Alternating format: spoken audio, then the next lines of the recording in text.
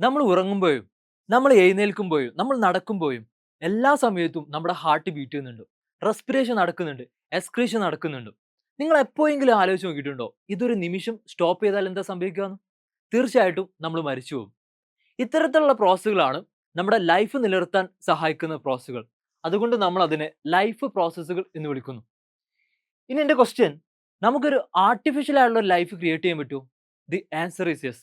കാരണം കാംബ്രിഡ്ജ് യൂണിവേഴ്സിറ്റിയിലെ ചില റിസർച്ചേഴ്സ് ആർട്ടിഫിഷ്യൽ ആയിട്ടുള്ള ഒരു ലൈഫ് ക്രിയേറ്റ് ചെയ്തു.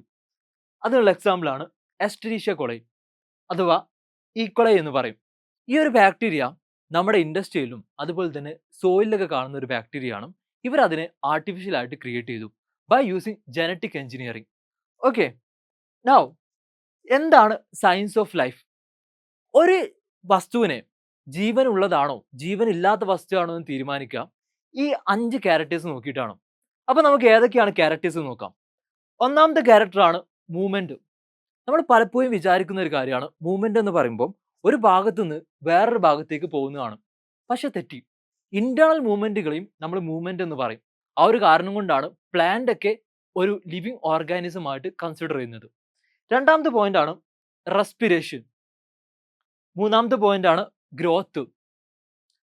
നാലാമത്തെ പോയിന്റ് ആണ് റീപ്രൊഡക്ഷൻ. ലാസ്റ്റ് പോയിന്റ് ആണ് റെസ്പോൺസ് ടു സ്റ്റിമുലൈ. അല്ലെ, നമ്മളിപ്പം ഒരു തീ ടച്ച് ചെയ്യുകയാണെങ്കിൽ നമ്മൾ അതിന് അഗെയിൻസ്റ്റ് ആയിട്ട് നമ്മൾ റെസ്പോണ്ട് ചെയ്യും. അതേപോലെ പ്ലാന്റിന്റെ കേസിലും ലൈറ്റിനനുസരിച്ചിട്ടും വാട്ടറിനനുസരിച്ചിട്ടൊക്കെ പ്ലാന്റ് മൂവ് ചെയ്യുന്നുണ്ട്.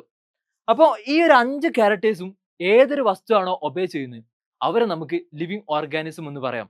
ഈ ഒരു കാരണം കൊണ്ടാണ് മൈക്രോ ഓർഗാനിസങ്ങളും പ്ലാന്റുകളും അനിമൽസ് ഒക്കെ ലിവിങ് ഓർഗാനിസം ആയിട്ട് കണക്കാക്കുന്നത്. നെക്സ്റ്റ്, ഈ ഒരു സെല്ല് എന്ന് പറഞ്ഞാൽ നമുക്കറിയാം എൻ്റെ ബോഡി ഉണ്ടാക്കിയിട്ടുള്ളത് എല്ലാം സെല്ലുകളും ഉണ്ടാവും. ഏതെങ്കിലും ഒരു ഓർഗൻ ഞാൻ പുറത്തേക്ക് എടുത്താൽ, ഫോർ എക്സാമ്പിൾ ഒരു ഹാർട്ട് അല്ലെങ്കിൽ കിഡ്നി അല്ലെങ്കിൽ ലങ്സ്, ഏതൊരു ഓർഗൻ ഞാൻ പുറത്തേക്ക് എടുത്താലും ആ ഓർഗനൊക്കെ ഉണ്ടാക്കിയിട്ടുള്ളത് ഒരുപാട് സെല്ലുകൾ കൂടി ചേർന്നിട്ടാണ്. സോ നമുക്ക് സിമ്പിൾ ആയിട്ട് പറയാം, structural unit of our life എന്ന് പറഞ്ഞത് സെല്ലുകളാണ്. പക്ഷേ നമ്മുടെ ബോഡിയിൽ സെല്ലുകളല്ലാത്ത വസ്തുക്കൾ കൊണ്ടും ചില അവയവങ്ങൾ ഉണ്ടാക്കിയിട്ടുണ്ട്. ഫോർ എക്സാമ്പിൾ നമ്മുടെ ഹെയർ, അതുപോലെ തന്നെ നമ്മുടെ നെയിൽ, ഇതൊക്കെ നോൺ ലിവിങ് ആയുള്ള സബ്സ്റ്റൻസിന് കൊണ്ടാണ് ഉണ്ടാക്കിയിട്ടുള്ളത്. പക്ഷേ almost parts of our body ഈ സെല്ലുകൾ കൊണ്ടാണ് ഉണ്ടാക്കിയത്. ഇനി എന്താണ് ഫങ്ഷണൽ യൂണിറ്റ് ഓഫ് ലൈഫ് എന്ന് പറഞ്ഞുതരാം. ഇതൊരു സെല്ലാന്ന് വിചാരിച്ചോ.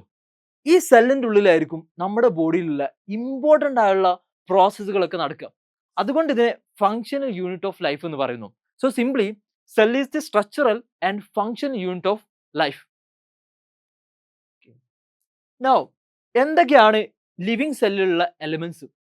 ഞാനിപ്പോൾ ഒരു സെല്ലിന് ഞാൻ കൺസിഡർ ചെയ്യാണ്. ആ സെല്ലിന്റെ ഉള്ളിൽ ഒരുപാട് എലമെന്റ്സുകൾ ഉണ്ടാവും. ആ എലമെന്റ്സ് കാരണമാണ് സെല്ലില് ലൈഫ് ഉള്ളത്. അപ്പൊ ഏതൊക്കെ എലമെന്റ്സ് നോക്കാം. ഒന്നാമത്തെ എലമെന്റ് ആണ് കാർബൺ. രണ്ടാമത്തെ ഹൈഡ്രജൻ. മൂന്നാമത്തെ ഓക്സിജൻ. നാലാമത്തേതാണ് നൈട്രജൻ. അഞ്ചാമത്തേത് ഫോസ്ഫറസ്. ആറാമത്തേത് കാൽഷ്യം. ഈ 6 എലമെന്റുകളാണ് നമ്മുടെ സെല്ലിന്റെ ഉള്ളിലെ ഇമ്പോർട്ടൻ്റ് ആയിട്ടുള്ള എലമെന്റുകൾ.